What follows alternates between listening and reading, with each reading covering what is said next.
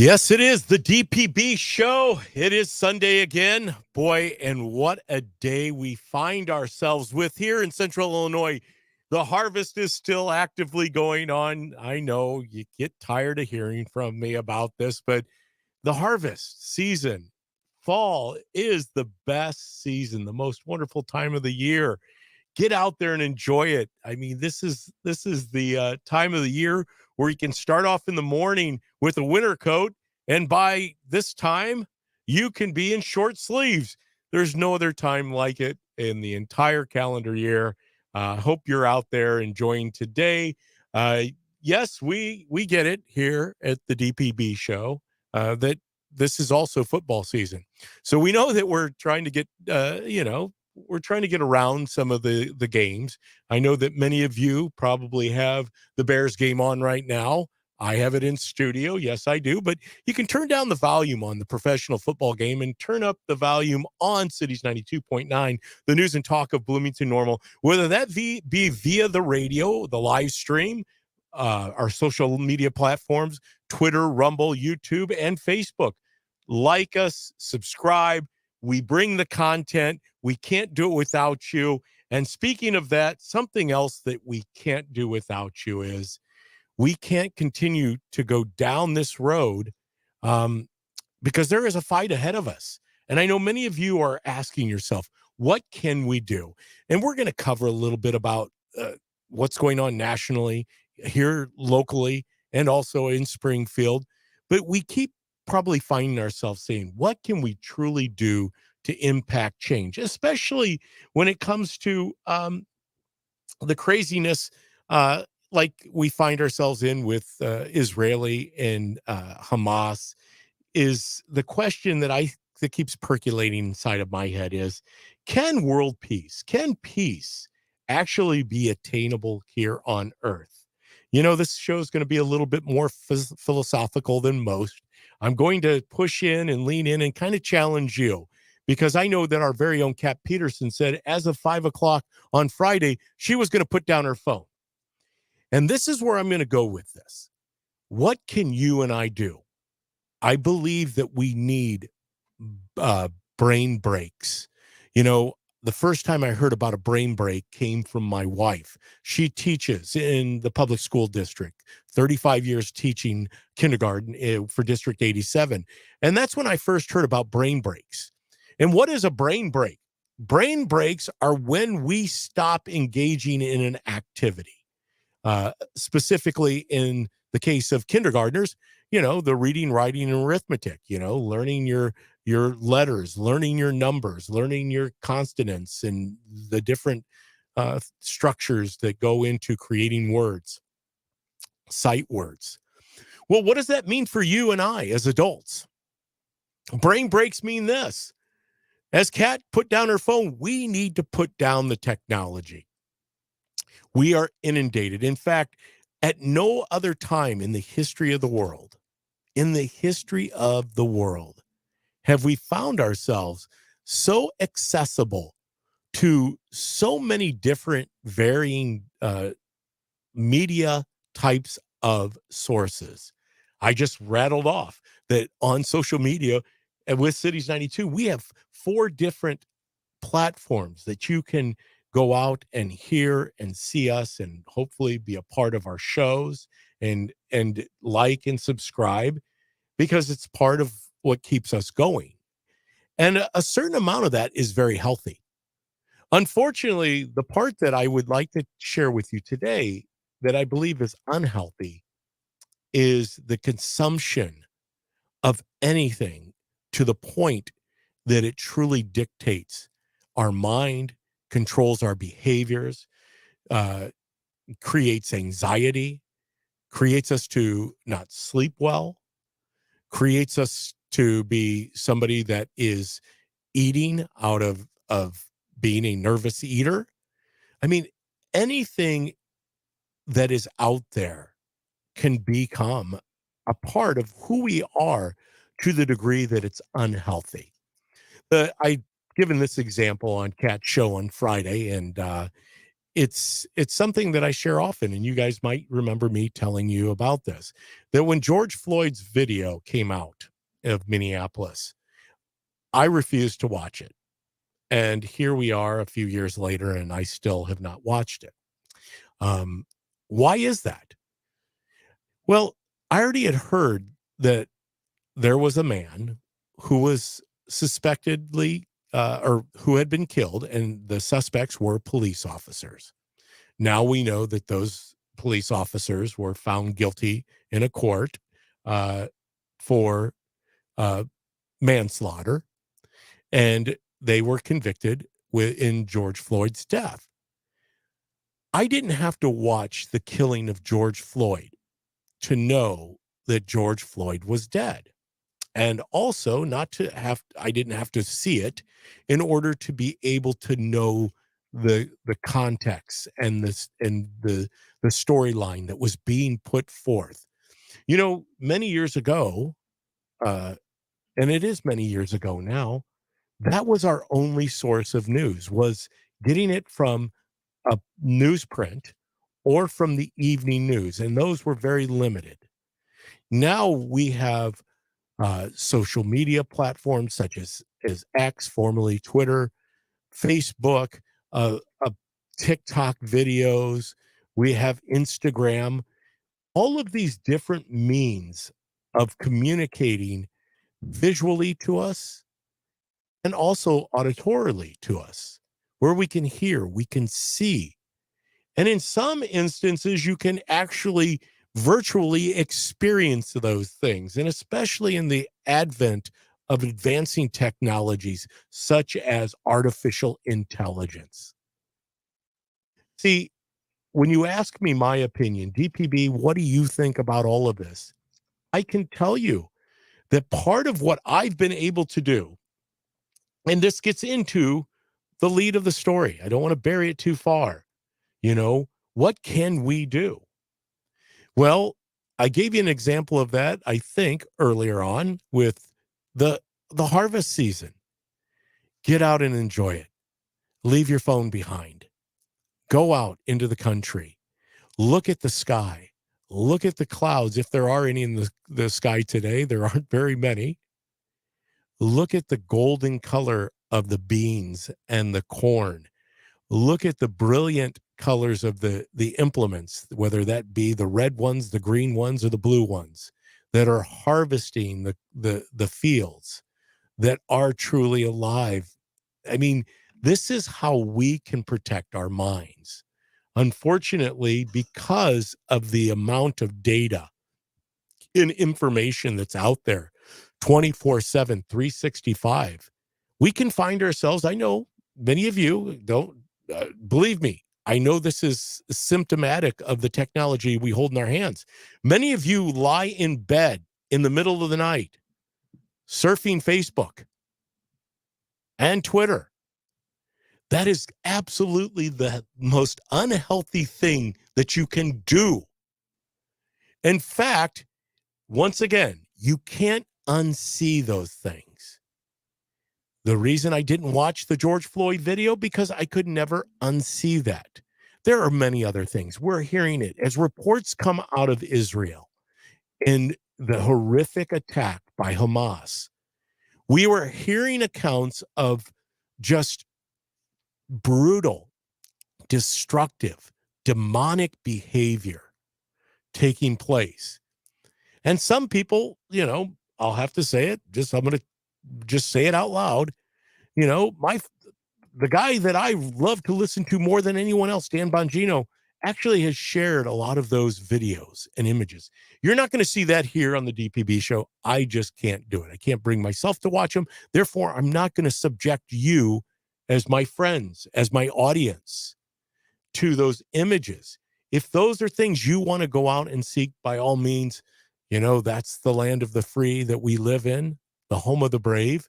If you're brave enough to go out and interject those things into your life by visually looking upon him, casting your eyes upon him, then I'm not going to stop you. Me personally, this is how I have chosen to find peace. We're going to tie this all together, because is peace attainable here on this earth. And I'm here to tell you it is. Peace is something that is attainable by each and every one of us on any given day. We can find peace. And part of that peace that surpasses all understanding comes when we truly are able to empty ourselves, to slow our minds down slow enough to not to be preoccupied, not to be so involved in the daily task of life, that we can truly start doing as I just described to you, getting out, watching the harvest season unfold in front of us, just taking uh, into our minds, into our hearts, into our ears, all of the sounds, the sights, the smells, the actual feeling of what it's like to be outside, especially during this fall season. We can find peace through that. Why can we find peace through that?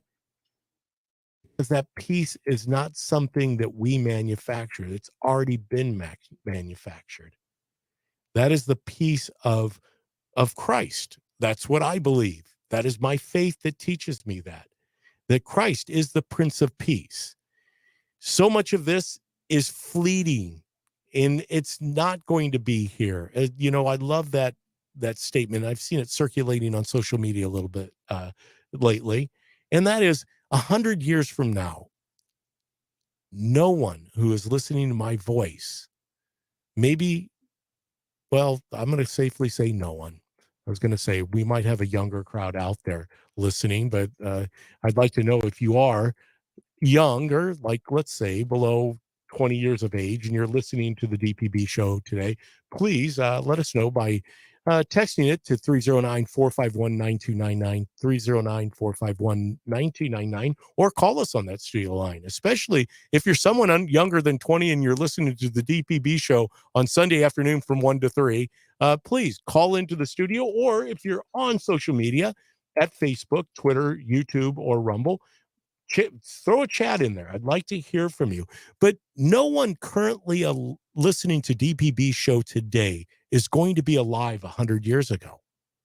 That's why I think this is so imperative that we cover this today. And like I said, you know, it is going to be a little bit deeper, a little more philosophical of a show today. We are going to get to some of the current events and how that all ties in with how we hear and see and how we're conditioned. Because ultimately, finding peace is breaking from the conditioning that we have trained our minds to basically operate under. Conditioning of whether it's housework, whether, like I shared with you, something negative. Housework's a positive conditioning thing. I believe housework can be very therapeutic. It can also be something that we get obsessed with. We can over clean things. Believe it or not, I've seen some of those houses, and at times it's a little unnerving when I walk into those houses because I don't feel like it's a natural environment for me. However, once again, cleaning is not a bad thing. Staying up at night on your social media account, that's something that's not good for you. As I'm looking across the way and I see Kevin Ferris's eyes, it looks like Kevin probably was staying up a little bit last night on Twitter. No, Kevin probably wasn't on Twitter or social media. Kevin was probably at one of his favorite watering holes last night. Yep, he's giving me the affirmation of yes, he was. And that's a whole nother topic. We are not going to get into that today with Kevin and his nightly activities on the weekends, because it affects your brain. I'm the first one to tell you, yours truly is not a choir boy in any sense. When I was Kevin's age, I too was partaking in weekend activities, and I would stay up late, and I would probably have one or two more adult beverages than I should have. And unfortunately, that is very disruptive to our sleep patterns and our ability to function and to operate on a daily basis in a manner that it has our minds clear. Wow. So much I've said with so little time so far. I know we're coming up against the break here shortly, but I'm even finding myself a little parched already. It's I think the furnace is on in the building, so therefore I'm finding myself in need of water. So I encourage you once again. Another thing, philosophically speaking, water. We all need it. I just took a little bit of it. It's something that we need to spend uh, effort. We need to make an effort, I should say, of drinking more water.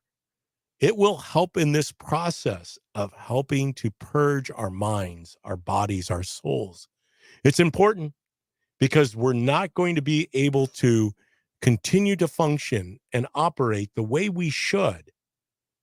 We're going to talk much more about this throughout the show. But as I said, we are going to get to some of the current events. I want to find out your opinions. I want to find out Kevin's opinion on the getting a speaker chosen in Washington, D.C. I still think we're a few votes away from that happening. And why is that's happening? And it gets back to, do we truly have peace? Do we truly have an understanding of what's transpiring right now in our country, specifically in the Republican Party? We're going to talk about all those things when we come back here at Cities 92.9, the news and talk of Bloomington Normal.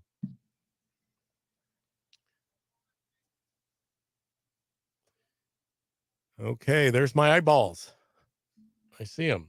I got my phone is buzzing, so that means that I'm probably getting some insight from some of my wonderful frequent flyers.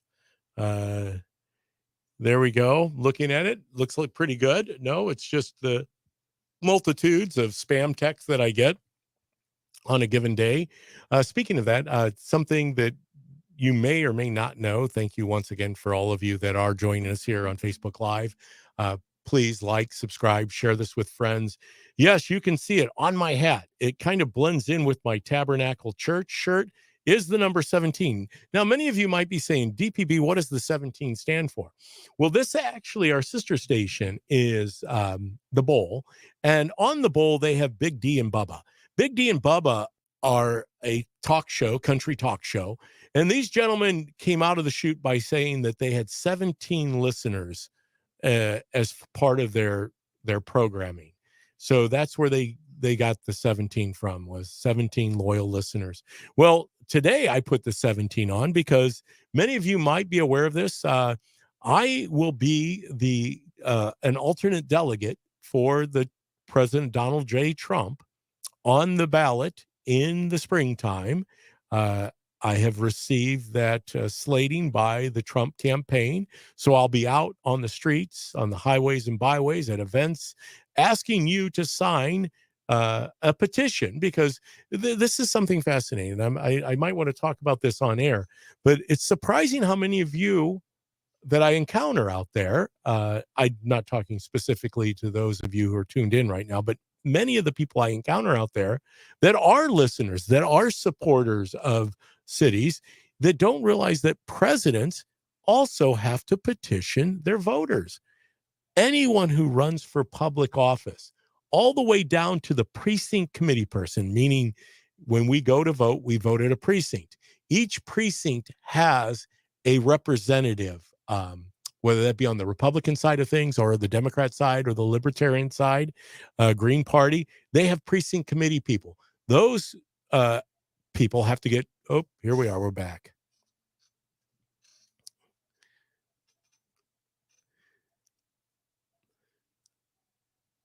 I'll have to continue that discussion that I was having with our Facebook Live audience. Thank you once again, everyone who joins us on the social media sides and between breaks as you're listening on the radio to our sponsors. And we also encourage you to support them because they are supporting us and allowing us to bring this programming to you here at Cities 92.9. But on the Facebook side, I was talking about today, you can see that I'm, if you're on Facebook Live, that I'm wearing the hat that has the numbers 17 on them, this 17. And that comes from the Big D and Bubba show that happens to be a show that's aired on our country station, The Bowl 107.7 And 90, Kevin, help me out with it. It's 92.1, 107.7, 92.1. 92.1. See, Kevin does things over there on that side of the ledger. So he knows that 92.1. But the poll carries Big D and Bubba. Big D and Bubba came out of the chute saying that they had 17 loyal listeners. Well, I have now officially, and I want you to know this, have been made an alternate delegate by the Trump campaign. So I will be out on the streets asking you to support my my appointment to the Trump delegates that will be at the Republican National Convention in Milwaukee in July. So I'll be on the streets once again, out there asking for signatures. Also, what I was telling our audience on the Facebook side of things is that I'm surprised how many of people that I encounter when I'm out circulating Donald J. Trump's petition for president of the United States. How many of you are not aware that the presidents, any candidate running for president, whether they be independent, libertarian, Democrat, or Republican, they have to petition their people, the voters. That's we, the people. They have to ask us to get them on the ballot. Where they are petitioning to get on the ballot, to be part of the primaries in the spring. Well, and in some instances, it's the winter. Others, it's later in the spring. But the primary seasons, primaries run all the way, I don't know when the last one is, but pretty darn close to the general election is what I believe. I'm going to have to fact check myself on the break about that. There is one particular state that I think goes all the way. Well, most of them have to be done, of course, by July. But I know that there are some that run up against the July deadline when they have the conventions. But I will be part of that convention. So if you see me out there, by all means, or someone else that is circulating on behalf of yours truly, please give them consideration. No, this is not necessarily a vote. You're not voting. That does not take place until you go into the voting booth and cast your ballot, or you go ahead and do the vote by mail and cast your ballot. This is totally different. It is petitioning. I believe that everyone who would like to be on the ballot and is able to get the required signatures should be on the ballot. Also, just if you're not aware of this, you don't have to sign only one petition. You can only sign for one party now. You can't sign for the Democrat Party, the Libertarian Party, and the Republican Party. You can only choose one, and you can sign for candidates, but you can sign multiple petitions for the same office as long as it's designated to one party. That's why the 17 hat, I told my audience on the Facebook side of things, you can't see that obviously on the radio side, but it is. It's a black hat with the number 17. But when we come back, I'm going to continue the conversation about what we can do. It's so easy to talk about what we can't do and to report all of the craziness, but most of this is about you and me. This is the only way we're going to realize that we can truly take back control of our own lives, is by doing some simple things and avoiding some things. But we're going to talk all about that when we come back here at Cities 92.9, the news and talk of Bloomington Normal.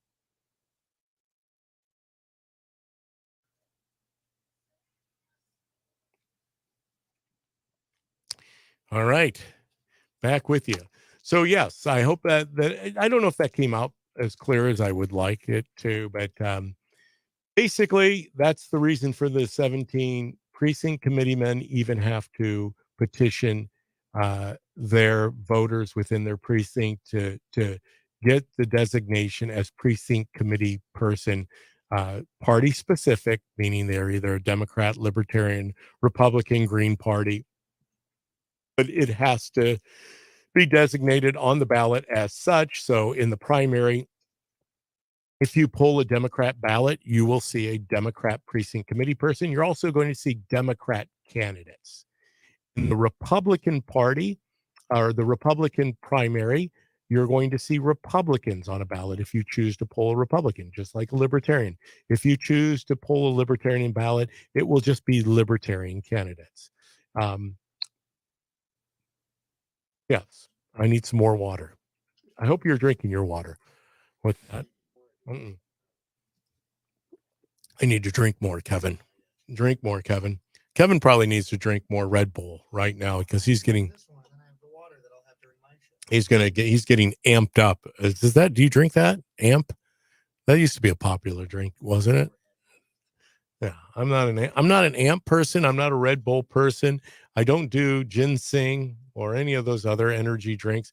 I did try something that I thought was kind of refreshing. I can't remember the name of it. I guess I do. It just came to me. Celsius. Do any of you out there in social media land, do you guys partake in Celsius? It was actually a fairly good drink. I liked it because it said zero sugar. I'm a person that I do not want to ingest any more sugar than I naturally get from the uh, cookies that I eat every week. And yes, I do. Believe it or not, it is one of my pleasures in life. I indulge myself with cookies. I don't know about you. Tell us the favorite cookie you have. I just happened to come across some cookies at a wedding out at the Hesed House. And I have to remind myself to make sure I let you guys know about the fact that at the Hesed House today, Desi Anderson is kicking off her campaign for the 91st state rep district. Let me see if I can get to it. She has an event kickoff to Springfield, hors d'oeuvres, October 22nd. 2 to 4. You can basically put in your GPS Hesed House. It's located at 3637 North, 1600 East. That's 3637 North, 1600 East Road, Hayworth, Illinois, 617745. She's asking that if you come on out, enjoy the day with her. That's what she's asking for. She's looking to introduce herself to you, especially those of you who live and reside in the 91st State Rep District. She needs your support. She is running against an incumbent. She does not have a primary, at least as far as we know. And if you can hear my voice and you are deciding that you want to run in the 91st District, please reach out to me. I'm going to, I'd love to talk to you about that. It's going to be tough, obviously, a campaign against Desi. If you choose to do that, by all means, I encourage anybody that wants to run in a primary to run. That's why we have primaries. We are not Borgs. We are not cyborgs. We are not machines that we just dictate one candidate runs at a time. And so Desi is having her event. And if you get an opportunity to get out to her event, I know that she would appreciate it.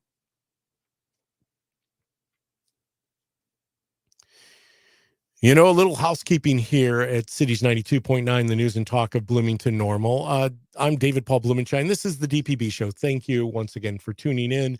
I know it's football season, and, you know, football is different than the NBA and it's different than baseball. Football seems to captivate us at a level that the NBA and Major League Baseball. Now, granted, I understand it's the playoffs, so has definitely there's more attention right now being given to baseball because we're down to the last few teams that are competing to be in the World Series. Actually, I should say the last 4 teams. It's not a few teams because there's the American League and the National League, and that's interesting because we have the Democrats and the Republicans.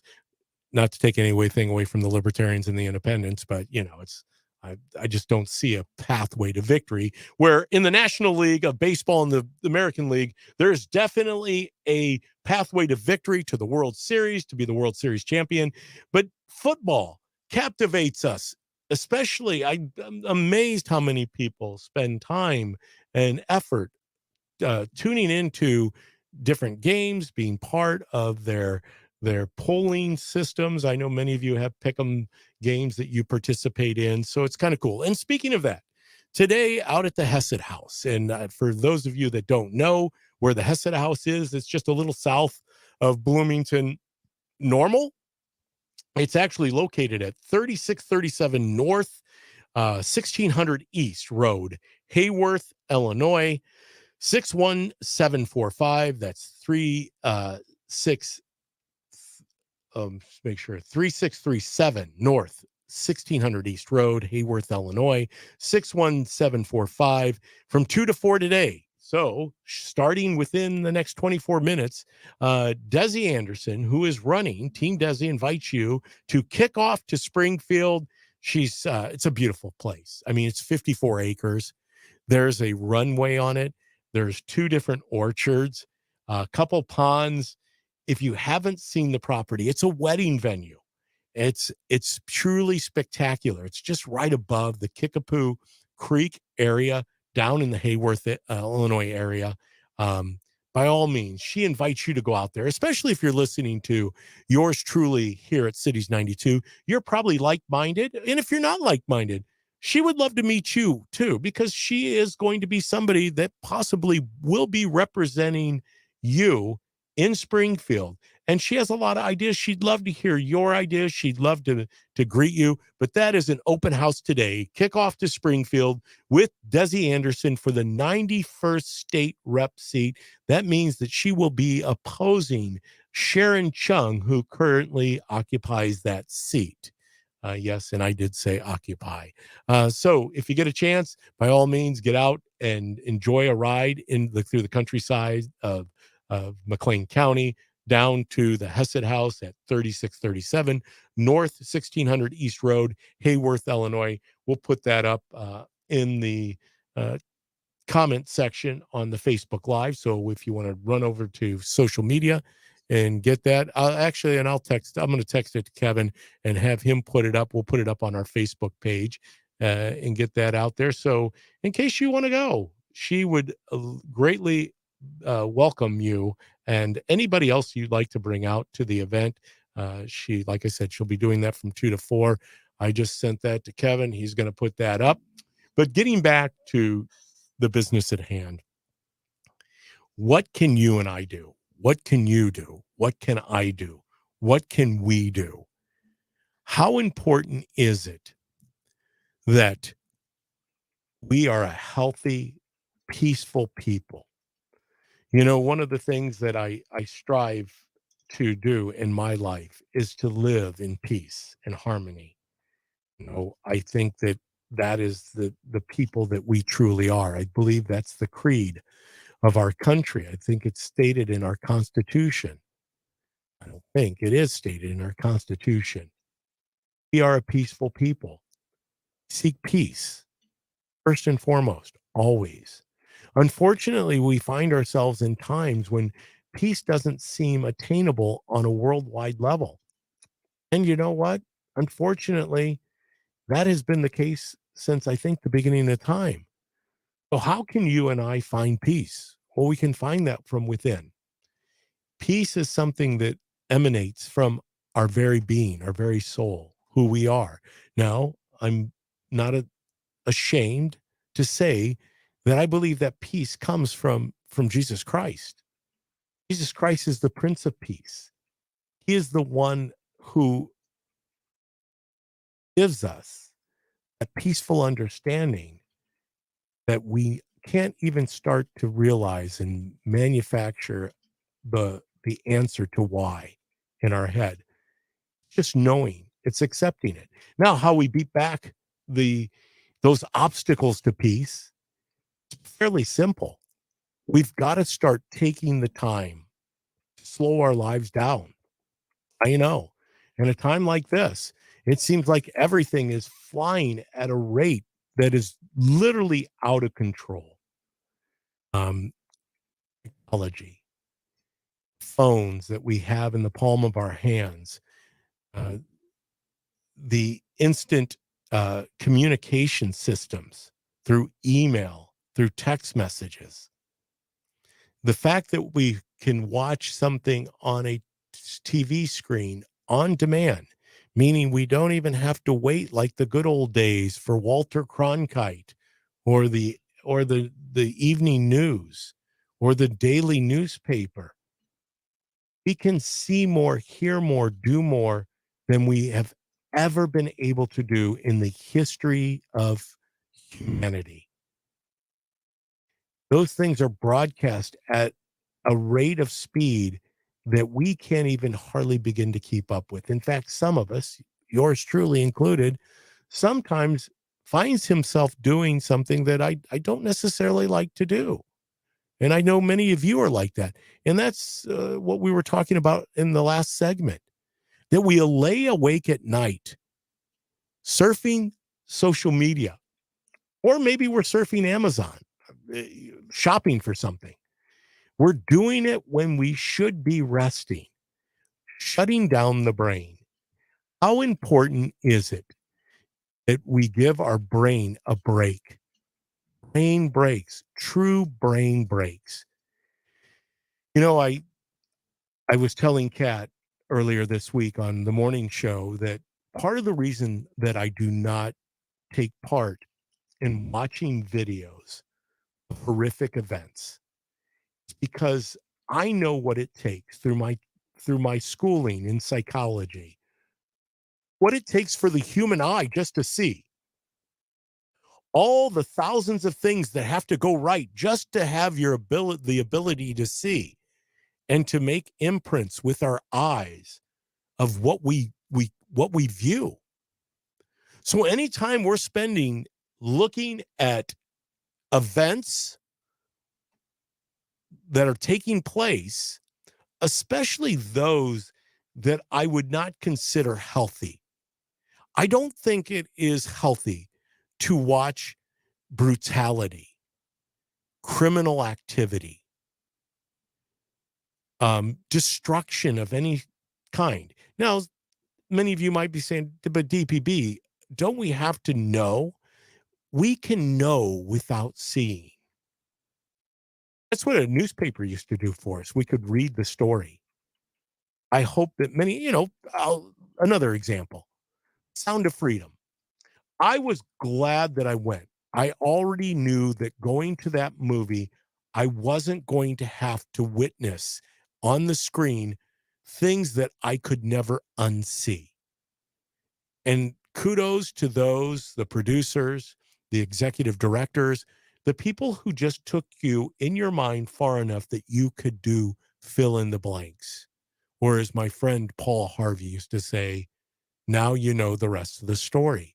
We don't always have to see every little detail about every little thing because, once again, we can never unsee those things. They are literally taken as a snapshot and cataloged in our brain. I don't know about you, but that's really difficult to house all those things. I used to start saying this maybe about 3 or 4 years ago that, I'm getting absent minded. I'm starting to have lapses in memory. And really, it's not. It's not a lapse in memory. What it is over 60 years of life, I've gotten so much information, especially, and I can't imagine what it's going to be like for people like in Kevin's demographic and generation, because you guys, this has been something that's happened your entire life. You guys have had, I say like it, you guys, I sound like I'm from New York City, but you, Kevin and Kat, you have seen more in 20 years of life than I'd have probably in 60 years because you guys process and are able to pull out more data. Where me, I see something, then I start dwelling on it and I start thinking about it, and I only read about a paragraph of the thing, and then I've taken it down many rabbit holes. But do you kind of agree with me on that, Kevin? Yeah, I could see where you're coming from with that. I think that it's just the kinds of information. I mean, you talk about the level of content and everything, and yes, there's a wealth of information out there nowadays when it comes to our ability through the internet and through social media and everything like that. Um, as back in your day, Boom, back in the boomer days, yeah, well, as a boomer. you just had different sources of information, and so here's the thing that I think is interesting about it is, um, nowadays you can interact with just about anybody through your fingertips at your phone. back then, your information that you still probably received, because there's only so many hours in a day, and there's only so much information one can comprehend. That's right. And so I would argue that maybe the amount of information might not have been might have been pretty comparable, but it was maybe the quality or means of which you got it, because yours would come much more through conversation with people and an in-person interaction. Journal articles in Milner Library in the That as well, basement, yeah, like because I couldn't just plug it into the computer and say, kick back the Mhm. information I'm looking for. I had to go out, seek it, lay down the journal articles or the manuscripts or the binders, and find out the article and reference points and things like that, and the studies that were referred to. But now, literally, I even find myself doing it. If I want to Mhm. see a journal article, boom, boom, boom, I'm pulling it up on my phone. Yep. Now, still, I'm at a point where I can't hardly get through the entire article, but and I understand what you're saying, Kevin, but I think that you and your generation do a better job of disseminating information because you have grown up by having so much coming at you that you have to I don't I'd catalog it much more differently. agree with that analysis, along with the idea that, um, there's also just an overarching sentiment that differs from, an America of the past, and that would be that you used to be able to trust your neighbor, in a more metaphorical sense, like, not necessarily just your actual neighbor, but, like, you used to be able to you people were much more trusting of each other, and whether that was good or bad, I don't know, but there used to be the common trope of you could always go ask your neighbor for sugar, Mhm. and they'd give you a Or a cup cup of of milk or sugar, a a couple cup, yeah, eggs. Yeah. anything like that. Yeah. Nowadays, if somebody rings on your doorbell, you're like, "Who's trying to sell me something?" Your ring bell, Or if you get, your ring yeah, well, doorbell. you have that, or you get a phone call from a number that you don't know. You used to get, I mean, when landlines were a thing, I'm old enough to remember landlines. You used to get calls from numbers you didn't know all the time, and it could be somebody from down the street, it could be a family member, it could be somebody that you given a business card to one time and they were calling. Nowadays, you get a call from a number on your cell phone that you don't know, you're probably not answering it. Well, and that call that you used to get on the old rotary dialer Mhm. is if that phone was ringing You didn't know who it was. and you wanted to pick it Yep. up because you were going to have interaction with another human being outside of the four walls of your house. Yep. And I think that you're right, Kevin. You're onto something. Hey, this is the DPB show here at Cities 92.9, the news and talk of Bloomington Normal. It is harvest season. We are talking about what it is that we can do about it. What can we do about our current uh, craziness that we find ourselves in? And I think there's some definitive ways that we can stop the process of obsessing, of filling our minds with stuff that isn't healthy for us. We're going to continue this conversation on the other side of break. Kevin's going to still be here with me because he has to run the magic Christmas tree board across the way. We are going to get a chance to get into some of the geopolitical things that are going on. But first and foremost, I wanted to set this show up by talking about the things we can do rather than always talking about what we can't do. But we're going to cover that when we come back here after break.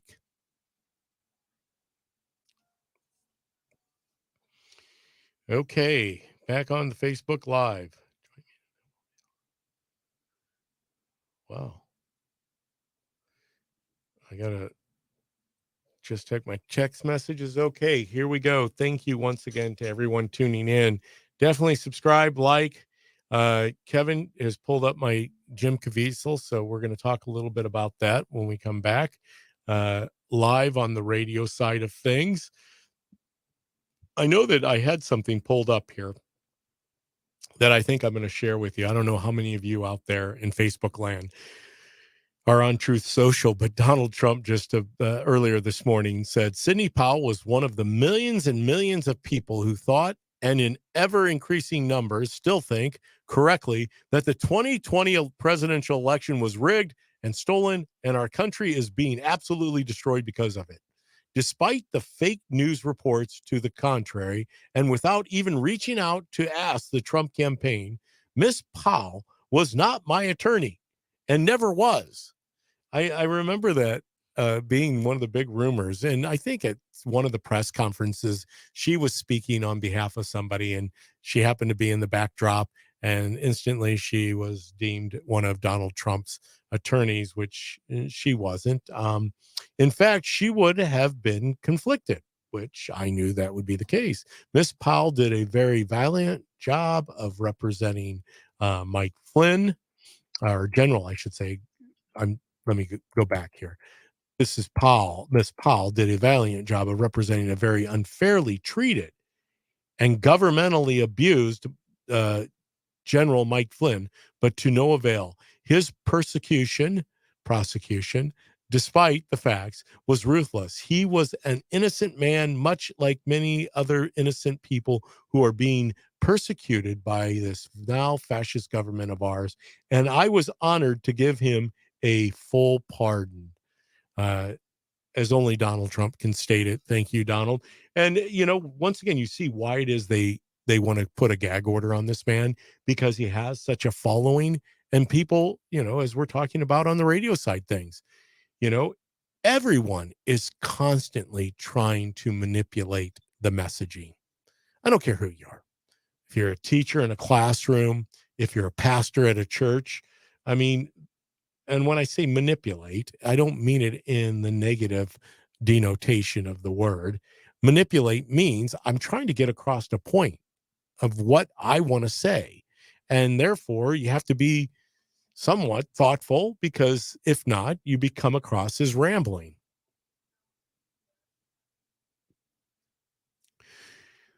Speaking of rambling, I was doing a little bit of that over on the Facebook side of things during the break. This is DPB at the DPB show, or David Paul Blumenshine show, whatever. You look me up. In fact, if you're going to find me on YouTube, you've got to go to at the David Paul Blumenshine show. Until I get enough of you out there interested in subscribing to my channel, then I'm going to move up in the ranks, and one day, just maybe one day, I will have talent on loan from God, like you remember the man, the guy, Rush Limbaugh. I was doing my Joe Biden impression of trying to think who Rush Limbaugh is.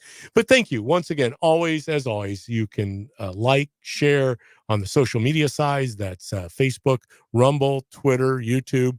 The studio line is open. That's the text line and the audio line at 309-451-9299.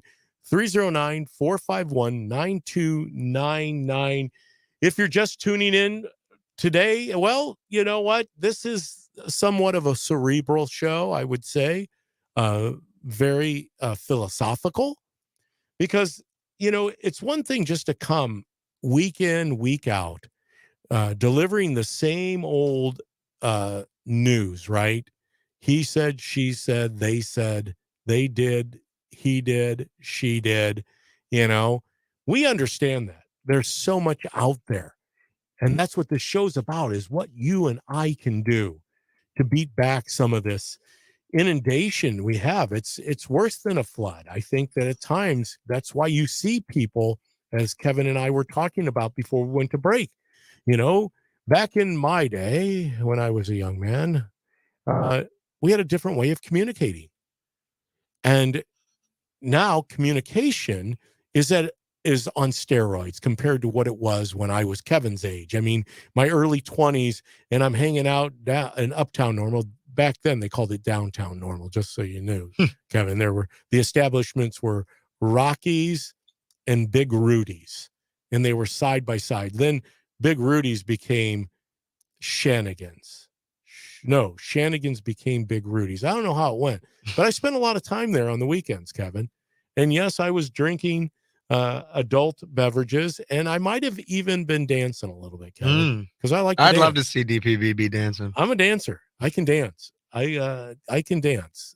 In fact, I like that song, Dance Like Jagger. I can do that. Moves Like Jagger. Well, whatever. It's a Maroon 5 song. You see, I that's what I meant. You know what I mean, Kevin. I can't recall all of it, but then again, that gets back. We didn't have the inundation of information where we had it coming at us so hard, so fast. And I don't believe or I do believe that people of my generation have a harder time of of cataloging the information. That is why when you ask us to get on technology and start looking things up, it's overwhelming because it is so much. But then somebody of your generation and even younger, Kevin, because I'm impressed that you watch young people as young as 2 years of age hold on to those devices, these handheld computers that we call cell phones, and they literally can manipulate those phones where most adults have a hard time manipulating the phone. But the ability to flash through the screens and to get to where you want to go to navigate it is something you guys come by naturally. We not so much. Therefore, I do believe that we don't have the ability to truly catalog the information like you guys do. However, you had made a point that some of that might not be the best thing either. Go ahead and let the audience Yeah, know. so like I was saying in the last segment, to paraphrase it a little bit, is just the idea that we used to be able to trust our neighbor, trust the people we were talking to. And used to, like, nowadays you get a phone call from a number you don't know, and you usually probably won't pick it up.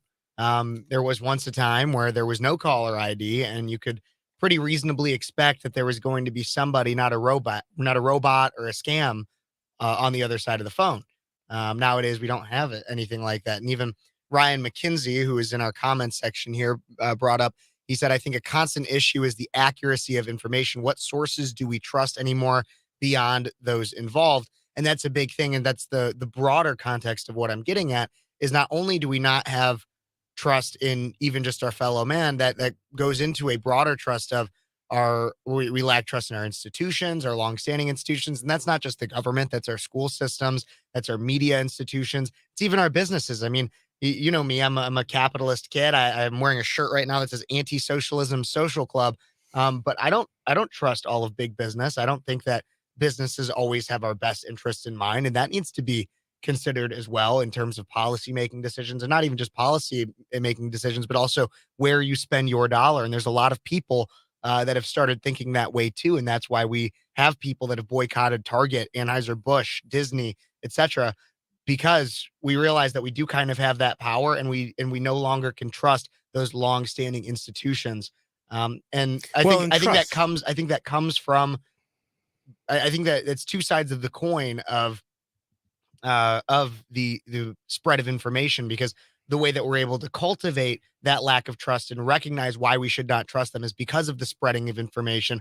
But I also believe that the reason why we can't trust anybody anymore at the same time is because of the spread of information. And that's what I want to talk about. I want to talk about the trust factor. Thank you, Ryan McKinsey, for chiming in, because I'm going to go back and read that again. I'm going to have to read it a couple times because you say so much in such a short period of time. And to be able to process that gets back to it. Why aren't we trusting? I'm going to jump off there when we come back after the top of the hour in the news break. But also, I want to get back to what we can do about it. I think more and more we need to put down our technology.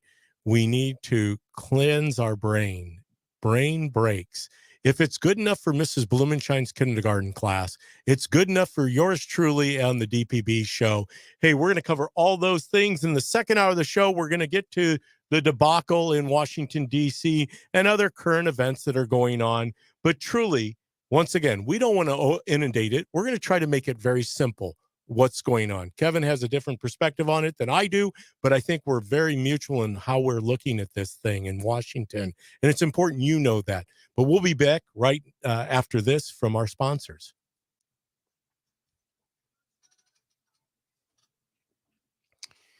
Thank you, Ryan. I didn't see that come up on the thing. It must be because all of them are clicked. And he must be typing away. Probably. Yeah, there you go. Thank you. Look at that. Oh, boy. All right. Desi Anderson's kickoff, Springfield. Thank you, Kevin, for putting that up. Appreciate that. You got that covered. I'm thinking DPB moves more like Elaine from the Seinfeld.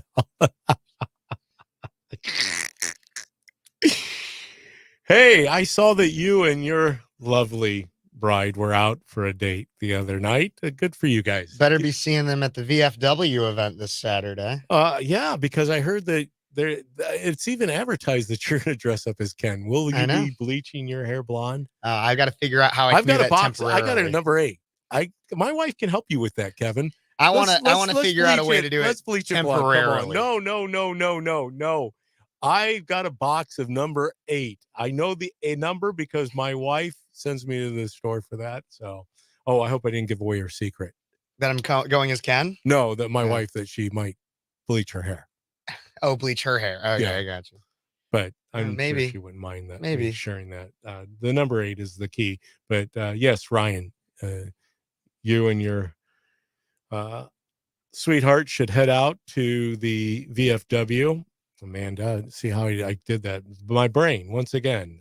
What did he say? More like Elaine from Seinfeld? Yes, I think that is funny. I like that. Also, you got to be careful, DPB. You're saying, you said cleanse your brain, and I knew how you meant it, but you're starting to sound like Hillary Clinton there with the deprogramming stuff. Like, I didn't say deprogramming though.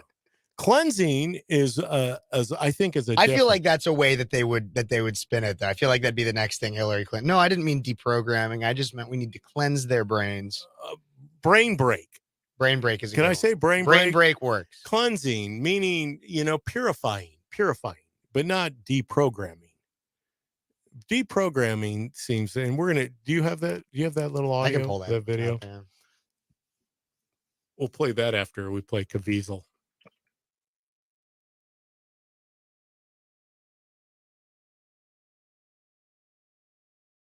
Caviezel's message came from Ronald Reagan. You know that? I didn't know that. That's just not Jim Caviezel saying that. He's borrowing that, as many things are borrowed, but he does a great job of bringing it into the modern time because, unfortunately, as technology was back in the days of Ronald Reagan, the advances of the clarity of audio is just fascinating.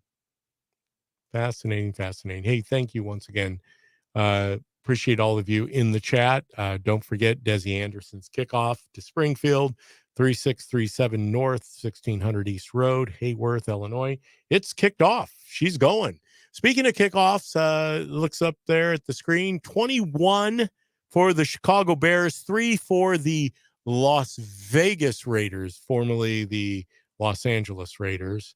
Go Bears. I did pick the Bears this week. I also had Jacksonville. So far, I'm looking pretty good, Kevin, on my pick'em sheet. That's good. 16 weeks. Each one of us participating. That's 14 of us. Throw in $10 for 16 weeks. Hat tip to my nephew, Andrew, who compiles all the data. I mean, his $10 is still in there, and he's doing all the computing of the records and putting them into a spreadsheet. I'm like, what do you? It gets back with some good fodder amongst those who are participating because we, joust a little bit with one another about our teams, and there you go. Did you find it, Kevin? Yeah, I found the Clinton. Okay, good. Or the commercial. Oh, you want the Trump ad? commercial? Oh, Yeah, I thought you just wanted the clip. I guess both of CNN. them. Both of them. I think it's good to set both of them up because then we can have actually Hillary saying it and then Trump pouncing. I love the pounce. The Republican pounce, because we're pouncing, the walls are closing in, there's bombshells, it's never ending. So, and of course, this is the top of the hour, so we are away for a while. Something that I think that, I'm going to share on the other side of the break, and but I don't know, how do you guys feel about this? We're now seeing it played out in Washington, D.C., especially for the vote on a new Speaker of the House, that, as Kevin said, trust is a big thing. But how can we trust any of these people? They truly aren't there to represent their constituents. I don't think that for a second. And that's evidenced in how they have reacted and responded to their votes to this point. I mean, really, at the end of the day, they could choose another speaker and one member can choose to vacate the seat the next day. Now, granted, is that the most productive thing to do with our time in DC? No, it's not. It's not. I'm not saying there's nothing getting done, because I believe sometimes when we're not doing things in DC, it's actually the betterment. Uh, and maybe this is a season of cleansing or brain break for the house. Uh,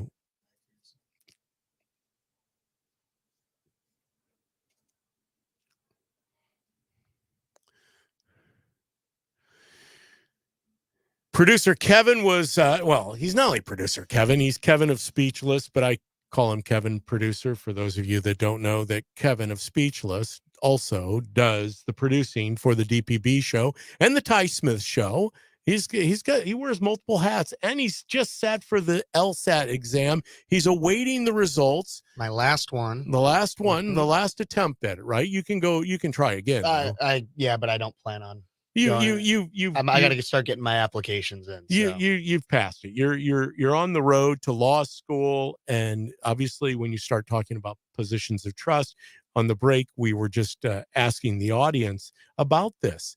You look at. Oh well, here's what I was going to share with you before I get into that about what happened out with the speakers selecting a new speaker in the House of Representatives in Washington D.C.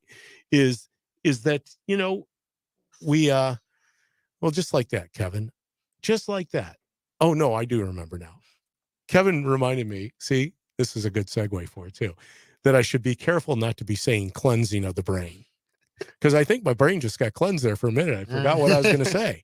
He said that sounds too much like Hillary in the deprogramming of the mega people. And I didn't intend it to be brain breaks being cleansing of the brain and then being accused of deprogramming people. I'm not trying to deprogram you or deplatform you. What I'm trying to do is to encourage you to deplatform yourself and maybe even deprogram yourself a little bit, because that's what it is. We've become so accustomed to gathering information, to consuming everything and anything. And that's physical things, informational things, everything. I think we just have overloaded ourselves. My daughter, who just started in the nursing profession over in Champaign, said, Dad, I believe that, and she's been in it a while, right? She's a nurse tech at OSF here in Bloomington. Now she's over in Champaign with Carl Foundation. But she said, Dad, I think people are getting sicker. I'm seeing more and more sick people. And I think there's a correlation between what we're seeing with what we're talking about today, what we can do about it to help ourselves be more productive, more peaceful people, kinder people, gentler people, more patient.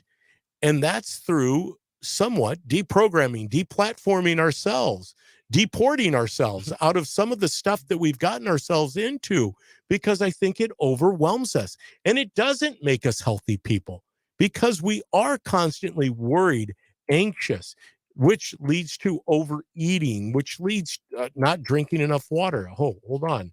I got to take a water break as I say that. We've put so much pressure on ourselves. Now, granted, it's definitely by design. Social engineering, according to the world's perspective or the world view, they would love for us to continue down the road we're going. They would love to have you. There's nothing more that they enjoy. I truly believe that too, in light of what's happening in Washington, D.C. They enjoy having people at each other's throats, saying nasty things to each other. It makes me think of the fact that Christians, which I love DC Talk when they say, what's the leading cause for atheism in today's culture? It's Christians who profess Jesus with their mouths and walk out the door and deny him with their lives. We're seeing that full-fledged on social media. Christians attacking Christians in the name of Christianity. Well, let's take that to Washington, D.C. We have Republicans. Now, granted, yours truly is a Christian conservative, and that is where it stops. I vote Republican because those it tends to be a candidate running as a Republican. I have more in common with them, usually about 80%. Unfortunately, in some instances, it could be only 50%. But we have a race going out there where Republicans are eating their own, and that is not good for the Republican way. You guys hear it if you listen to Bongino that most Republicans in DC are really Democrats, but no Democrats are really Republicans. Democrats tend to be very collective, which is part of the party itself. Collectivism is part of it. Republicans tend to be more liberty minded, more individual in the way that they view things, personal responsibility. But there's definitely differences in the Republican Party, and we're seeing that demonstrated in this pick for speaker. Right now, we do not have a Speaker of the House. As I was telling our audience on the Facebook side of things and telling Kevin, that might not be all a bad thing right now, right? Is to take some time, make the right selection. I don't believe that the selection that was made with Kevin McCarthy was the best selection. The reason being is it proved itself out. 9 months after the fact, there wasn't that much that really was done. Now, I'm not saying he didn't do some good things. He did do some good things. Now, the downside to vacating his seat by Matt Gaetz was that we really didn't have a plan. Well, that's what everyone says. I don't know, Kevin. I think the plan might be truly what's happening right now. Sometimes we've got to bring it down, pause things. People say, "Well, wait a minute, we're jeopardizing shutting down the government and pushing through additional spending." You know, I believe that in instances like this, especially with where we are as a country, that we need time to take a step back, slow the process, have these fights. Let's get in a room and let's get this worked out. The American people, that's what they want. Unfortunately, our representatives aren't doing their job. Therefore, we'll handle that during the elections of 2024. But for now, I think it's pertinent to you.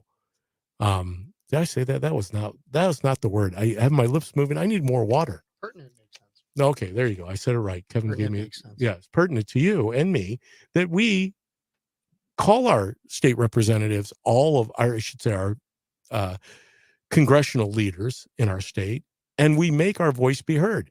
Yes, in my congressional district of 17 in the state of Illinois, that's Matt Sorensen. Or Eric Sorensen, I'm sorry, Matt Sorensen. He used to be the county chair. Eric Sorensen out of the Quad Cities, and let him know. Aaron LaHood has already endorsed Jim Jordan, Mary Miller, Mike Bost, downstate wise, but call your congressional leader and let them know that you want this resolved and you want it resolved now, yesterday. This should have been resolved. We should be moving forward and going on. Unfortunately, there is a small percentage of representatives who are driven by a whole plethora of other things that don't deal with you and me. We need to get to the bottom of it. Once again, it's easy to destroy one another in the name of the very ideal that we have to make this world a better place, make our country a better place. It's time to get down to the people's business and select a speaker. Uh, Obviously, I don't have a lot of hope that that's going to happen in the next couple of days, but I do believe it's going to happen soon. And I think we're going to be better for it. So, how does that tie in the speaker's race with all of what we've been talking about and stepping back, deprogramming, cleansing ourselves? That very thing of taking time to make a selection is part of it. We have gotten too much in a hurry in everything that we do and everything we say because we live in a society that is driven on instantaneous or instant gratification. Everything is in an instant, and in some cases, in a nanosecond. You know what a nanosecond is, Kevin? A very, very short amount of time. It's a billionth of a second. I'm no mathematician, DPB, I'll tell you that. Well, Kevin, I don't pride myself on being a mathematician by any means, but I will say this. I think the way we measure things, statistically, mathematically, has changed exponentially too over the course of time. Because time, as you said earlier, you're limited to how much you can consume. The human brain is fascinating. We let off in the show by talking about the impact that we put upon ourselves by looking and viewing and seeing and truly cataloging information that might not be the best thing for us. It could cause us to be in a state of mental dysfunction. I believe a lot of what we hear and say and see, just like our food, I think it causes it causes unhealthy behaviors. It causes us unhealthy situations in our lives, and so I think it's just critical when we talk about what can you and I do to change things. That's where we start. We start by limiting the amount of time we spend engaged in the phone, in TV, whatever it might be that seems to program us, for the lack of a better term, because that's what we are. We are programmed. Now, I think that Hillary Clinton was very strategic in her use of the word deprogram. Unfortunately, it didn't play very well, and I want to get to the audio of her saying that, because this is what Hillary Clinton said on an interview about people like myself, people like you. So for those outside this country who may not know, it is not so much a fight between two different parties. It's an internecine warfare within one party, the GOP. Yeah. So when you look at how to go forward for the country, as you say, is there any area of coalition building that could happen? There are pragmatic Republicans, as you say. Could there be a whole new way of trying to, get legislation going and cross-party governance going by Democrats and certain Republicans forming a coalition? Well, you saw the number of Republicans who voted along with Democrats to keep the government open. So there's clearly a common sense, sane part of the Republican caucus in the House. But I think they are intimidated. They oftentimes, say and do things which they know better than to say or do. And it will require us defeating those most extreme measures and the people who promote them in order to try to get to some common ground where people can, again, work together. That's the way it used to be. I mean, we had very strong partisans in both parties in the past, and we had very bitter battles over all kinds of things, gun control and climate change and the economy and taxes. But there wasn't this little tail of extremism wagging the dog of the Republican Party as it is today. Mm-hmm. And sadly, so many of those extremists, those MAGA extremists, take their marching orders from Donald Trump, who has no credibility left by any measure. He's only in it for himself. He's now defending himself in civil actions and criminal actions. And when do they break with him? Because at some point, maybe there needs to be a formal deprogramming of the cult members, but something needs to happen. And how do you do that? Because you said you have to defeat them by defeating their leader. Their leader is Donald Trump. Even you have said that you expect him to be the Republican nominee. How does this change at all?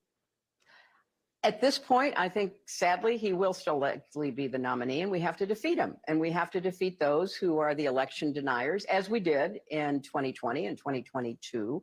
And we have to, just be smarter about how we are trying to empower the right people inside the Republican Party.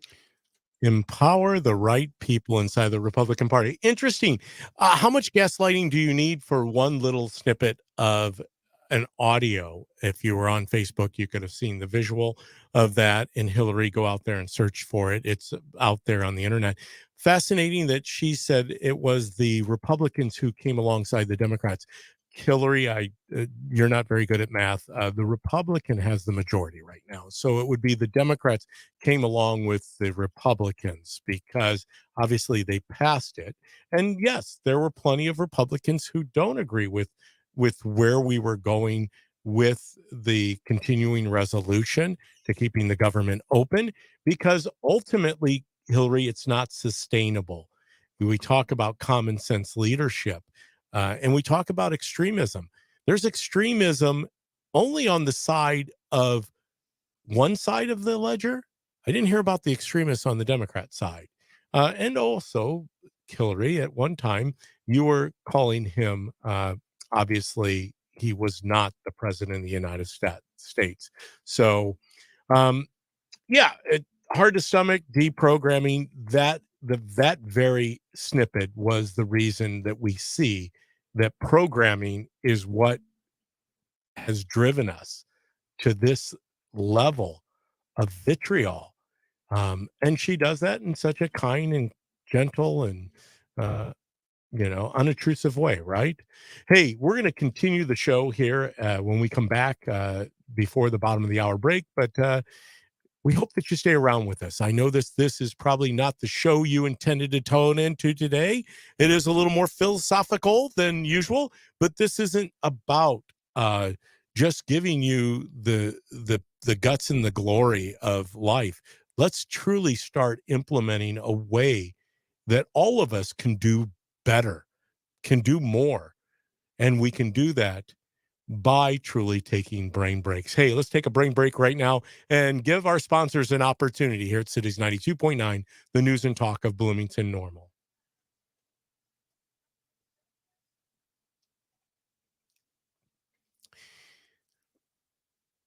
Hey there, Ryan. Democrats, no matter their differences, stand together on many issues. Republicans always fight each other and act like children. I think she needs deprogramming. They did this before in Germany. That worked out well. Exactly. You're right on it. But isn't it fascinating that in a time such as this, and when we come back, we're going to play the commercial that Donald Trump decided to run, which I think was brilliance on his campaign by utilizing Hillary's own words. I mean, Donald Trump, talk about playing t-ball, which I know he enjoys a good game of golf, but this is like little league t-ball, where you tee the ball up and you with the bat and you hit it. I mean, Hillary, please keep going on national TV and keep making the statements you make. Uh, I find it fascinating. It's this small, extreme group, but yet she believes he's going to get the nomination. Hillary, I don't know about a small group to get a nomination. Now, I think if you were talking about Tim Scott or Nikki Haley or Vivek's numbers, that would be a small contingent of people, 1%, 2%, 3%. But when you're polling with, Nikki Haley is actually polling closer to like 7% right now. oh, okay, Just saying. 7%. She's had a decent boost in the poll, She's skyrocketing. well, compared from 1% to 7% is actually a pretty interesting bump. Vivek is actually losing ground right now. Vivek used to be the establishment Republicans had to get behind somebody. Yeah, well, Vivek was polling around like 10%, 11%. Now he's polling down closer to Nikki Haley at around 7%. Yeah, they're both tied for third. Yeah, which will be interesting with the next debate that's coming up. So here we go.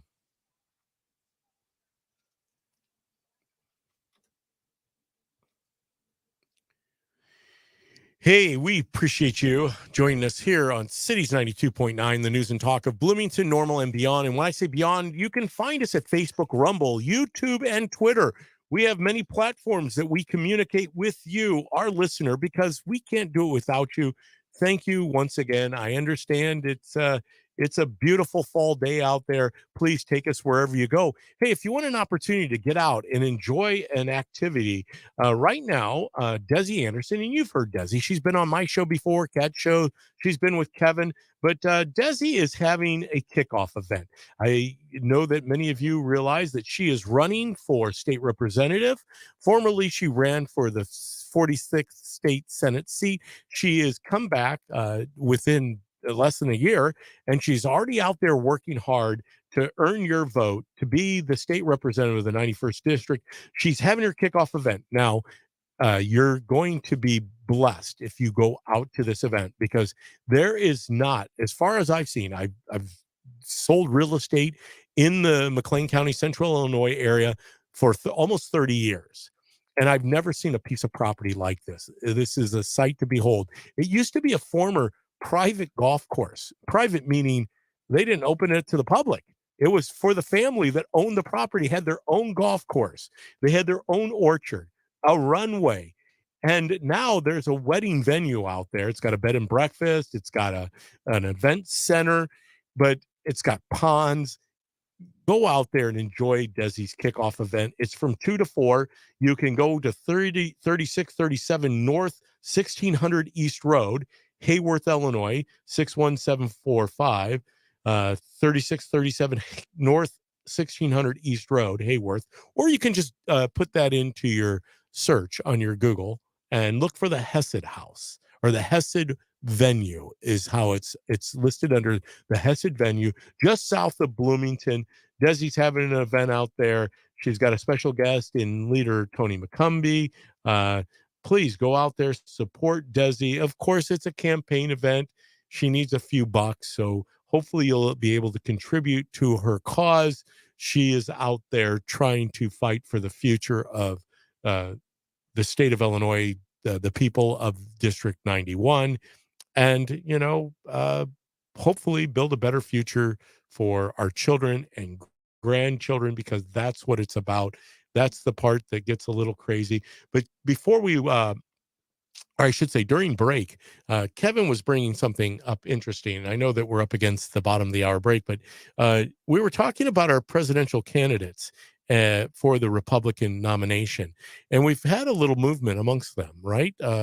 Nikki Haley is kind of covered some ground. And when you say covered ground, it's all relative, right? After the last debate, her numbers were bumped a bit. She was polling around 2-ish, 1 to 2%. Some were 3 more liberally. Now she's polling closer to 7%. Vivek Ramaswamy, who is consistently going around 10%, is now polling lower at 7%. DeSantis has had some brief bumps up, like 2%, closer to like 20% now. And then you have Donald Trump, who is still dominating the field, closer to like mid 30s to 40%. In some cases, even 50. More cases than not, Kevin. That was Kevin's way of trying to give Donald J. Trump some credit without giving him any credit. But Are you kidding me? No, I was being honest. From all the polls that I look at, it ranges from mid 30s to 50%. Well, he in a lot of the states, he is polling.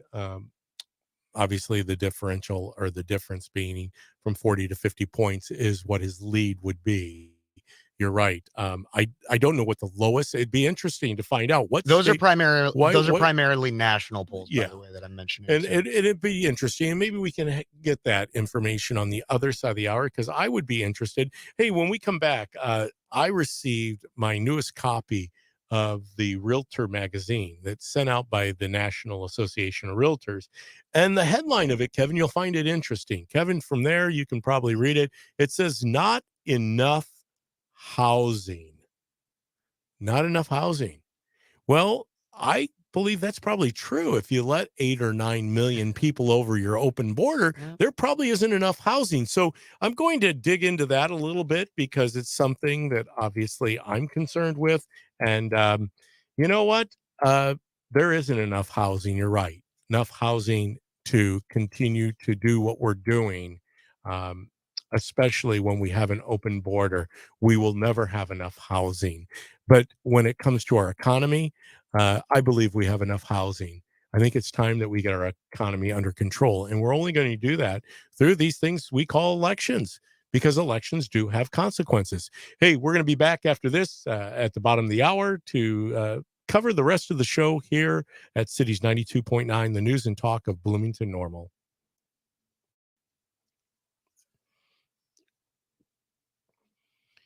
All right.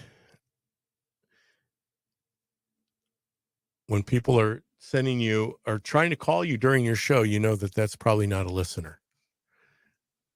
I should give that person a shout out. He's actually wanting to meet, because things are heating up once again, just like on the national level, just like on the state level, here at the local level. We have issues amongst Republicans trying to one up another Republican, and it never works. It can't work. Yes, Ryan saw it. He saw that you're going to be covering Liz Cheney for president. Hey, you know what? I might have to just give up my delegate position with Trump as an alternate and sign on with Liz Cheney. What do you think about that, Ryan? I can't wait. I'm going to be heading down to Desi's event down in Hayworth. By all means, get down there. Throw Desi a couple dollars to help her with their campaign. But I'm going to be listening on my way down to hear how Kevin comes out of the chute with Liz Cheney for president. I knew Kevin eventually would have to pick a new candidate since DeSantis is failing. You're funny, DPB. And he's not failing. You're kidding me? He's in second place, and he's been growing his lead. You're doing a whole show on Liz Cheney. I'm not doing a whole show on Liz Cheney. It's just I need a headline, and that's my headline. That's a good headline. Liz Cheney for president. You listen to my old show, you'll realize for most of them, whatever is the first thing that I'm talking about, that's what the headline is. And then I have a lot of other stories. I got a lot of other stories. I don't focus on just one story the whole time for the most part. I do. I have to, Kevin, because you know what? I think it's because it blends itself into so many areas of what's being talked about. But you're right. It's good to be rapid fire too. I usually bring it into a common theme, but I use different stories to bring it. Well, you have a better way of cataloging that. Mm-hmm. You'd bring her campaign. He's heckling you now. I love it. Okay, Ryan, tune into my show and you can heckle more. Ryan, I love it. Keep it up. Keep it up. Hey, Ryan, what would you dress up as for Halloween if you're going to go to the VFW? I just asking. Inquiring minds want to know. He's going to be there. If he's not there, I'm going to be mad at him. You could dress up as did Ken have a friend in Ken? Ken had Kens, and then there's also Alan, but there's only one Alan. There's a lot of different Kens, but there's only one Alan. So Ken had friends. They were named Ken. Yep, cool, because they're all Kens. Because think about it, there's different versions of Ken. Okay, so did Barbie have friends that were named something other than Barbie? A few, but most of them were Barbies. But then she had I think there was one named Midge, and she was a pregnant one from the 80s. I'm so thankful that my daughters, there was a little bit of Barbie, but not much. It was more of the expensive dolls from up in Chicago. American Girl. We did that. I mean, we had phases. I'm just thankful. My sisters were into all of it. Polly Pockets, Barbie, American Girl dolls, Littlest Pet Shop. You talk about brainwashing. Those commercials for toys, those can really, well, I know I study them in my marketing classes. Yeah. I mean, they are something that actually captivates the mind. Genuinely Freudian. A lot of it is based on Freudian philosophy. Yeah. I mean, it's got to be, because it to see how young people react. Where was I at? Oh, it was, I had a little guy that I walked into his place the other day. And he literally could not take his eyes off the TV, but I was able to distract him, but it's fascinating. Not growing up with that. We had a little bit of it, and there was interesting. Well, here we are. We're back.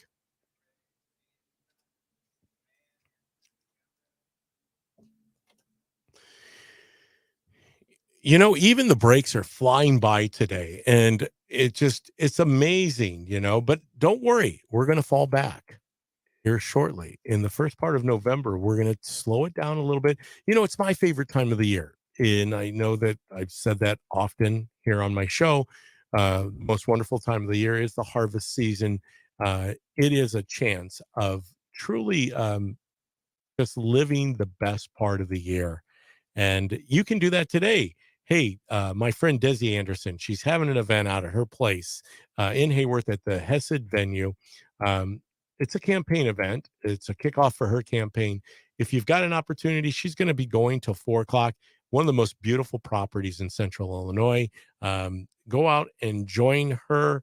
As I was saying, we are going to be falling back here at the beginning of November, which is an opportunity to slow our lives down. That's what I believe when it comes to what you and I can do in today's culture. It is truly that very thing. We are 100% responsible for everything that goes through our eyeballs, what we view, what we hear. We're 100% responsible for what we listen to. Hopefully you listen to the DPB show and then, of course, following me, Speechless with Kevin Ferris. But what we hear, we're 100% responsible for that. And I'm not saying that you ignore people or you don't listen to conversations, because I think that that's an opportunity to truly to guide, counsel, witness, uh, befriend somebody who's troubled, going through a bad way. There are plenty of people who have been inundated to the level of mental illness, and it's sad to see. We see it manifested. I was pointing out that my daughter, who newly is a new nurse at Carl Foundation, said it appears that more people are getting sick these days. And part of that is because of the fact that we don't slow down. We don't take an opportunity to brain break, to cleanse our minds, to refresh our minds, to renew our minds. It states that that's biblical. We need to renew our minds, to restore our past, to restore our way. When we harvest, that's part of the land, taking care of the land, plant, cultivate, and harvest. It's the turning over of the soil, renewing the soil so that in the springtime it can come back. We need to do that for our minds. We need to take time to shut it all off. Yes, I get it. We're a talk radio show here at Cities 9, or we do talk radio at Cities 92.9. I'd have a talk radio show. It's hard for yours truly. I mean, it's constant, right? You're hearing it, you're seeing it. I spend a lot of time during the week listening to talk radio personalities. Specifically, Dan Bongino is one of my favorite. He has been loaded with dynamite. My gosh, he has exploded, and because he's so passionate about where we're at culturally speaking, and he knows that it's not easy to disseminate the information that's out there, because it does come at us at such an alarming rate. Kevin will be covering a lot of that. You're going to hear some topics on his show over the next 2 hours from 3 to 5, where he digs deep. He does a great job of breaking things down. Yours truly, I get worn out. And that's really why I shared with you. This show today is going to be a little bit more philosophical, and we're almost done with the show today.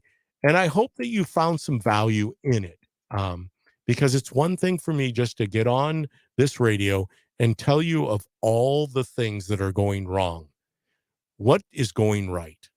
Well, there is plenty going right. I think we are having an awakening. I think people are getting it. I think people realize that what has been engineered as our current culture is not good for us. It's not good for anyone. It is truly creating more sick people, as my daughter said, physically, emotionally, intellectually, mentally. I do agree with Hillary in a lot of, if I didn't feel like she was so disingenuous, I do agree with her that the deprogramming of people is what we need, just not in the manner that she's talking about. In fact, I think that's highlighted by Donald Trump. Obviously, Hillary, you kind of are your own worst enemy and have always been your own worst enemy, first and foremost, because you're not very honest. You can't be trusted.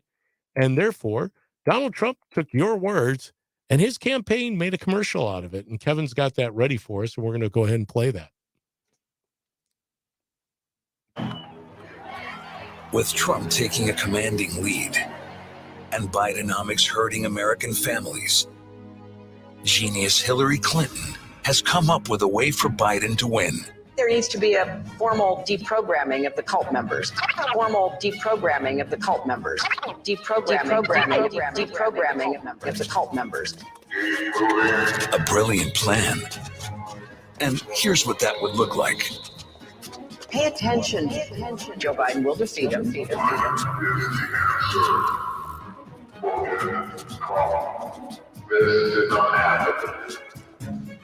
Biden has done an amazing job. Amazing job. But there's one small problem. The basket of deplorables. Working Americans aren't idiots. And they know who's on their side.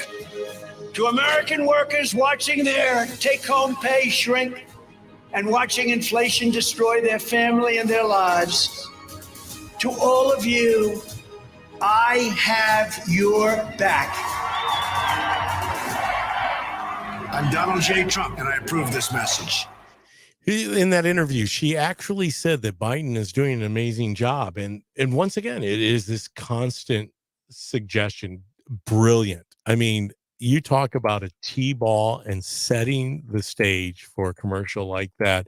And Kevin, you had mentioned, and I agree with you, that it is nice to see a commercial where Trump is going full force at the Democrat Party. And we all know that it's not truly Joe Biden out there that's leading the way in the Democrat machine. It's Hillary, it's Obama. Joe truly is just a figment of himself and isn't leading anything at this point.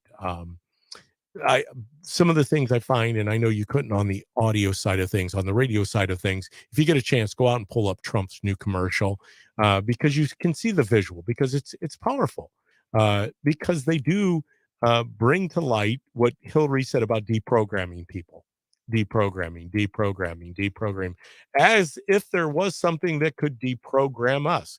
Is there some special instrument out there where they try to do what they did? And I think it was a Star Trek's episode that I saw where they truly they erase the mind. They empty the mind of all of its thoughts. And I think they actually put in there painted a rosy picture that everything was unicorns and rainbows. And, that's not what we're talking about today. We're talking about the best version of yourself, how you can position yourself, how you can truly become a healthier person, mind, body, and soul. In fact, we've got another audio that talks specifically about that. And I know Kevin's got it loaded. It might take him a second or not, but Jim Caviezel, I find this impactful because he is basically repeating what Ronald Reagan said back in the early 80s. Actually, I think this was taken off of something in the 70s that Ronald said. But this is Jim Caviezel, obviously of fame of Passion for Christ and also The Sound of Freedom. But here we go. Here's Jim Caviezel. If nothing in life is worth dying for, when did this begin? Just in the face of this enemy? Or should Moses have told the children of Israel to live in slavery under the pharaohs? Should Christ have refused the cross? Should the patriots at Concord Bridge have thrown down their guns and refused to fire the shot heard around the world? The martyrs of history were not fools, and our beloved dead who gave their lives to stop the advance of the Nazis did not die in vain. Where then lies the road to peace, you say? Well, it's a simple answer after all. That you and I have the courage to tell our enemies that there is a price we will not pay. There is a point beyond which evil must not advance. And this is the meaning of our Lord's scriptures as well. To be holy, both heart, mind, body, and soul, which backs our country's constitution. That all men are created equal, not born equal. Winston Churchill said that the destiny of man is not measured by material computations. Yeah. And that says it all, because we are a people who truly has a responsibility for peace. And if there's anything that you take away from today's show here at Cities 92.9, the news and talk of Bloomington Normal and beyond, out on Facebook land, if there's anything that you grasp a hold of today, is this: that we are truly responsible for peace.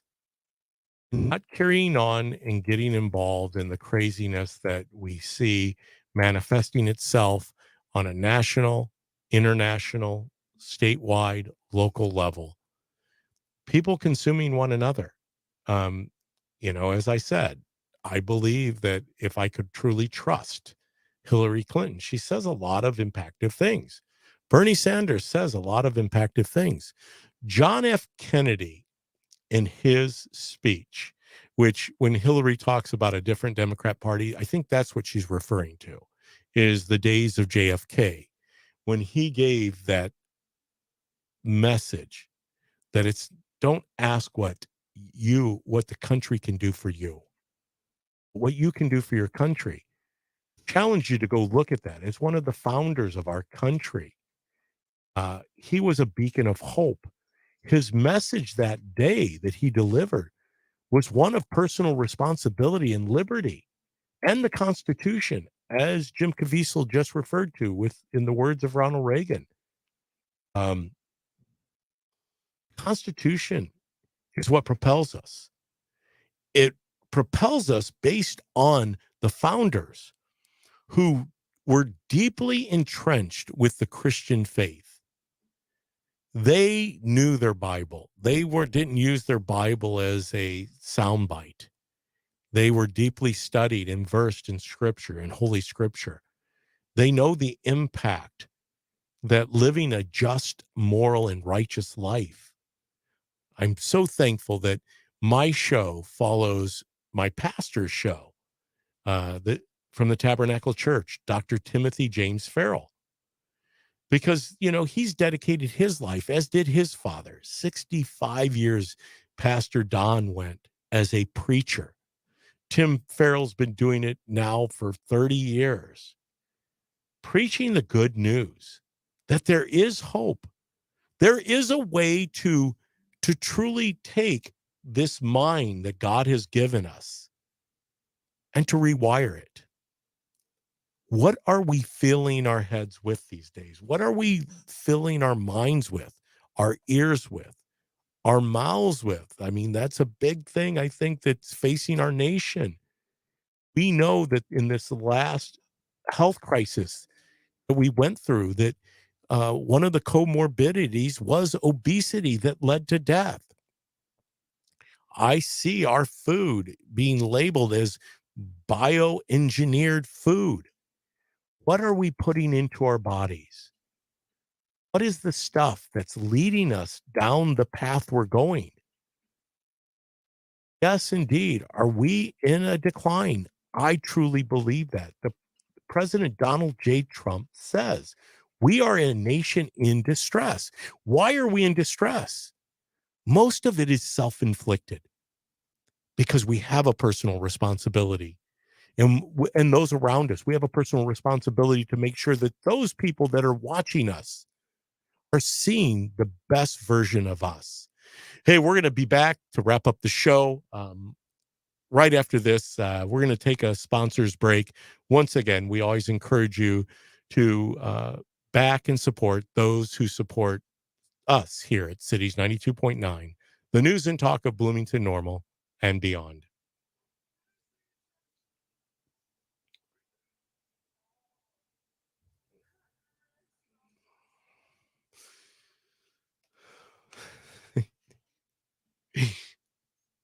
I get a kick out of the fact. So are the Ryan Mack podcast, is that still going on? I just did, I think. Is the Ryan Mack podcast still going on? I saw you advertise that the other day, Ryan.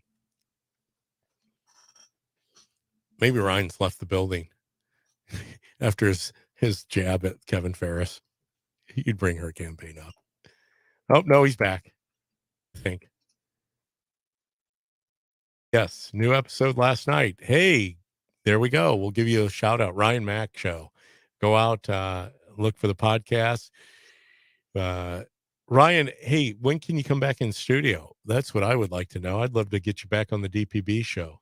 Are Sundays good for you from 1 to 3? It appears so. 3 to 5? Evan, have you had Ryan Mack on your show?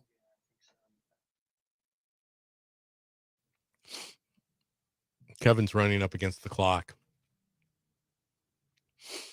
His Red Bull's running out. Ryan says he's free on weekends. Ryan, I'd much rather talk to you. You know, once again, I started saying this, and I don't think I delivered it. I'm going to wrap the show up today with this. It is really hard for me after going 3 years of bringing people into studio. Now, I will say there's some people that I think are pretty dynamic, and I'd love to get them back on the show, like Dr. Tom Plura, who tested more people tested more people for coronavirus than any other person that I know of. I mean, he was out there leading the way. Fascinating interviews with him. That's somebody I can trust. I believe Tom Plura as a physician. He did try to run for office, which I think he would have made a bad politician because I think he couldn't do what those people do. And so it's hard to trust him. So it's hard to bring politicians on anymore. Now, if they're willing to buy space on our wonderful radio station, we, of course, will have them on air, but we're going to ask them tough questions. I don't care who you are. Now, the Dems, they're not coming on our shows. And there's a reason for that, because they can't stand up to the scrutiny. Even some of the Republican candidates won't come on the show because they don't want to answer the tough questions, because they've done what most of politicians do. They say one thing and they go out and they legislate in a different manner. So, yes, Ryan, we'll get you back in here. That way you can plug your show. Oh, speaking of plugging shows, always want to give a shout out to Paul Garcia. I'll have to wear Paul Garcia's show shirt. Paul Garcia Productions now, not Paul Garcia Show. Paul Garcia Productions. Always shout out to Paul. Sometimes he jumps in on the chat line. Once again, always appreciate everybody that does get an opportunity. I haven't seen an update on the Bears score lately. Kevin, did you see what was going on with the Bears? They were up 21-3 when I looked up there, but it's never out of reach for the opposition as long as there's time on the clock.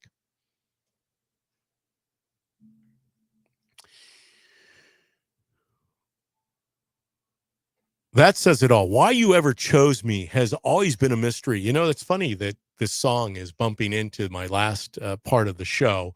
My wife was just saying that to me this morning after church. We were driving down the road, and as if we drive separately, which sometimes we do because I have to go earlier than she has to be there, she said, for such a time as this, your time's talent and your treasure, we all have been gifted with something. Every human being on this earth is a gift from God, is a gift to us, as we get to interact and be part of their lives. It is our responsibility to make sure that we are grasping those gifts, the time, talents, and treasures that we have, and being good stewards to the world. This is what the world needs now, right? That's why the world, as Kevin Ferris across the way said earlier, is so untrusting of government, is because people are not truly representing the true picture of who God created them to be. Honesty, transparency, and openness to others. That's what we face. And the one way that I know that we can combat that is by truly decreasing, eliminating so much of what we do on a daily basis. Of course, I'd love for you to tune in and to be a part of the DPB show. But I understand if you don't, maybe it is your Sunday where you take an opportunity for a brain break, to go out and enjoy your family, your friends, the countryside, an opportunity to go out and enjoy the Hesed House. It's going on right now with Desi out at her place in Hayworth. So many things are happening, and so many things that we have direct responsibility within our own powers to control. That's the essence of living a victorious life, is learning to deal with a lot of those things. And of course, knowing that ultimately, Everything about us came as a gift from God. Kevin, you've got a show coming up with Speechless next. The topic of the day is, like it states on our social media page, Liz Cheney for president. Well, no, it's questioning if Liz Cheney will be running for president. It's not a affirmative statement of any kind. Oh, I'm looking at Ryan McKenzie's comment. He has Oh. an exclamation point. You have a question mark. Well, yes, mine has a question mark because that is one of the topics I'll be covering. That updates on the Israel and Palestine conflict, as there was a lot of controversy on that this week regarding a hospital bombing, breaking down that actual story, further going into the issue of our Speaker of the House conflict, going with House Republicans right now, as well as House Democrats. So there's a lot of questions to answer this week. And Ryan McKenzie keeps going in the comments section, finding ways to distort truth, just like the lamestream media. So, Ryan, great job at playing into the lamestream media's narrative. And that is the bombing. I like it. I appreciate everyone, especially our headliners on during the week. Kat does a good job of not jumping off the cliff. This hospital bombing, which wasn't really the hospital, it was the parking lot next to the hospital, and then the reports at 500. If you repeat and rinse and repeat a story long enough, you have people out there regurgitating, parroting exactly those alternative facts, misinformation. I believe one of the greatest purveyors of misinformation is the New York Times. And the Washington Post is a close second because they thrive on it. And I hope that you're able to break that down, Kevin, because ultimately that was fake news. And we don't know. I'm not saying the hospital didn't have a bombing. It did. Where did the bomb come from? It didn't come from Israel. It came from Hamas, their own misguided missile. So a guided missile became a misguided missile or rocket. And that's unfortunate. Obviously, the loss of life is always a tragedy. One of the things I've been repeating, speaking of rinsing and repeating and sharing with those that I encounter, we need to pray for the people of Palestine, or the Palestinians. I'm sorry, the people of Palestine, the Palestinians. And we need to pray for Israel. From my standpoint, that's the thing that's needed. Now, my belief is there is a Messiah that came to the earth. His name's Jesus. And we could be a lot further down the road if we had the peace that Jesus brings. I mean, in fact, that's his departing message was, peace I leave with you, my peace I give to you, not as the world gives it, but as I give it. And how important is it that we have that peace? That is the theme of the show today. What can you and I do? You and I can live in peace eternally. We don't have to wait for heaven to live in peace. For heaven came to earth in the form of our Lord and Savior. That same power is now within us. We have the fabric, the fiber, the time, the talent, the treasure to live out a peaceful life. Whether the world is at peace is not as important as if you and I are at peace. Hey, I say this every week. It's become a theme. I wish you the shalom peace that Jehovah Shalom brought to this earth. We need that kind of peace in our life. Start off by putting down the phone. Tune it all out.